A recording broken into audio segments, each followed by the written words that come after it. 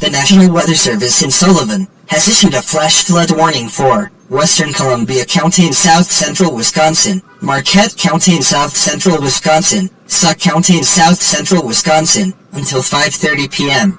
At 1:31 p.m., National Weather Service Doppler radar indicated extremely heavy rainfall that is expected to push into warmed area within the next 30 minutes. This extremely heavy rainfall will likely lead to flash flooding. Locations in the warning include but are not limited to Westfield, Montello, Wisconsin Dells, Baraboo, and Reedsburg.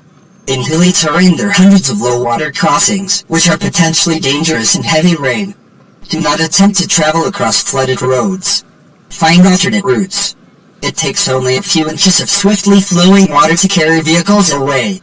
To report flooding, have the nearest law enforcement agency relay your report to the National Weather Service Forecast Office in Sullivan.